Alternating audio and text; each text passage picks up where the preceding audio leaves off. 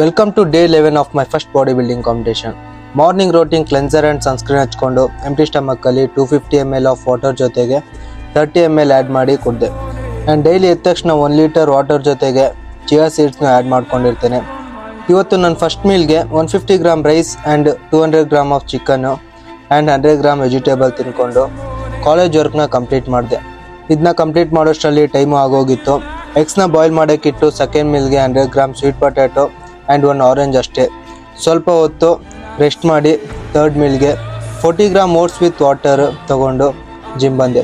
ನಾನು ಕ್ರೇಟಿನ್ನ before workout use ಮಾಡೋದು. ಮಸಲ್ ಬ್ಲಾಸ್ಟ್ ಕ್ರೇಟಿನ್ನ 1 ಸ್ಕೂಪ್ ತೊಗೊಂಡು ಇವತ್ತಿನ ವರ್ಕೌಟ್ ಸ್ಟಾರ್ಟ್ ಮಾಡಿದೆ.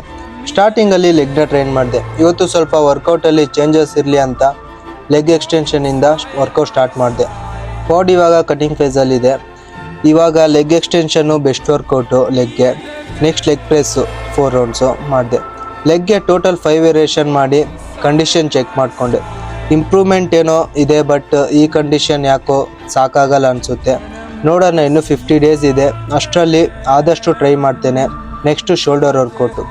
ಶೋಲ್ಡರ್ಗೆ 4 ವೇರಿಯೇಷನ್ ಮಾಡಿಕೊಂಡು ಲಾಸ್ಟಲ್ಲಿ ಆ್ಯಪ್ಸ್ ಆ್ಯಂಡ್ 4 ಆಪ್ಸ್ನ ಟ್ರೈನ್ ಮಾಡಿದೆ. ಪೋಸ್ಟ್ ವರ್ಕೌಟ್ಗೆ 2 whole eggs and 3 egg white ತಿನ್ಕೊಂಡು ಮನೆಗೆ ಬಂದು 1 scoop muscle blast whey protein ತೊಗೊಂಡು ಇವತ್ತೇನಾದರೂ ಸ್ಪೆಷಲ್ಲಾಗಿ ಚಿಕನ್ ಟ್ರೈ ಮಾಡೋಣ ಅಂತ ಈ ಥರ ರೆಡಿ ಮಾಡಿದೆ. ನಾನು ಲಾಸ್ಟ್ ಮೀಲ್ಗೆ 50 gram rice, 100 gram chicken and 5 egg white ತಿನ್ಕೊಂಡು ವೆಜಿಟೇಬಲ್ಸ್ನ ಆ್ಯಡ್ ಮಾಡ್ಕೊಂಡಿದ್ದೆ. ಇವತ್ತಿಗೆ ಇಷ್ಟೇ. ನಿಮಗೆ ಏನಾದರೂ ಈ ಪ್ರಾಡಕ್ಟ್ ಲಿಂಕ್ ಬೇಕಿದ್ದರೆ ಕಮೆಂಟ್ ಮಾಡಿ. ಬಾಯ್ ಬಾಯ್, ಮತ್ತೆ ಸಿಗೋಣ.